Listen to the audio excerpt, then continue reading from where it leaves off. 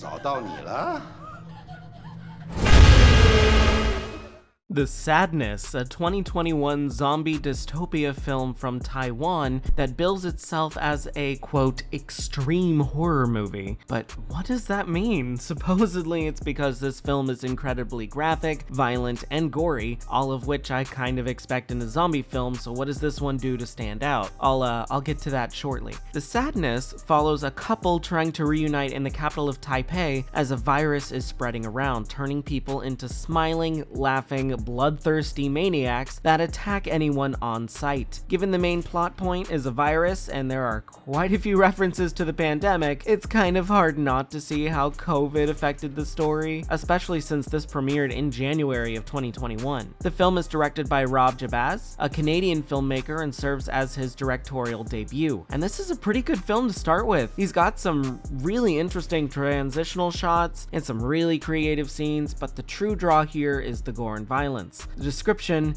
is not lying when it calls this an extremely violent and graphic film. There's gore, there's torture, there's some brutal rape and genital torture scenes. To be fair, none of the actual rape and genital mutilation is shown on screen, but character movements and reactions are, including one guy getting chunks of his... yeah, it's a lot.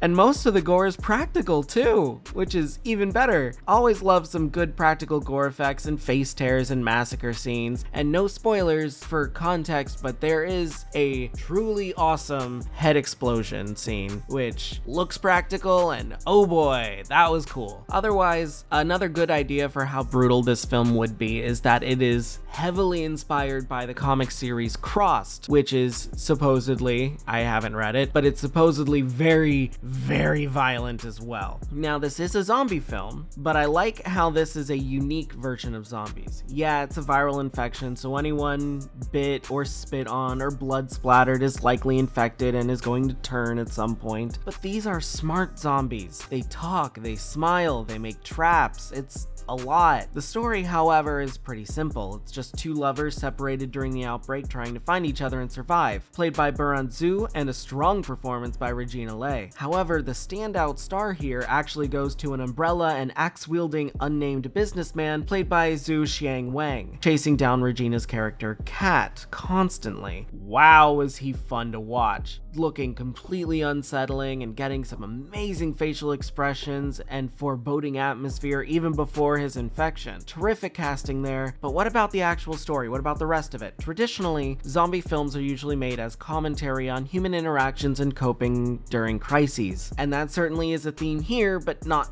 the main theme. It is overshadowed by the post-COVID commentary, sometimes a bit too on the nose, mentioning conspiracy theories, certain characters taking off masks, even a couple shots of face masks discarded on the ground in scenes of carnage. It's a bit too heavy-handed, I think. Subtlety goes a long way, but this film really doesn't want to be subtle, especially with the exploitation content. The murder and torture and rape is all very shocking, even if the baby murder and rape isn't shown on screen. It makes sense why the film isn't more widespread. It seems to be banking on the shock value too, but I don't think that's the film's strength. It was a fun ride with a tough emotional ending, as zombie films usually do, but I feel it needed some more emotional moments working up to the finale. There's too much focus on gore and side characters to really let the gut punches sink in, which bugs me because there's a lot of good ideas here that I really like, but the shocking to be shocked without full purpose behind it pulls the film back from being better or smarter. I haven't seen any other examples of Taiwanese zombie media to really compare it to, like Get the Hell Out or Zombie 108, but if you want a unique, incredibly violent horror, this will definitely scratch that itch and then some. The Sadness gets a 6.5 out of 10 from me. Hey guys, thanks for sticking around. Finally getting back into my Shudder biz. This is on Shudder, but it's also on Amazon Prime, I believe, and it's worth a watch if you could stomach that kind of stuff. The gore is cartoony enough that it isn't too unsettling, aside maybe from the first kill. It's just... I don't like it when a movie tries to be shocking just to be shockful. You need some commentary behind it. Why is it shocking? And it's just, oh, everyone's like this now. And I'm like, that's not... If you're just going for COVID talk, there's other ways you could do that without showing direct violence. Like, I still have to say, you gotta check out The Starving, or Les Enfermés, a French slow burn zombie horror that also has unique zombies and barely any gore at all in it, and it's fantastic. Can't recommend that movie enough, but nobody watches it. But still, go. I think it's on Netflix or something. Go check it out. Anyway, I don't know. What kind of unique zombie films do you guys like? Do you want me to check out any? Let me know in the comments below. Remember to like, comment, subscribe, ring that bell so you don't miss a video, and that's it. Have a great day, and if you're not, have a better one. See ya.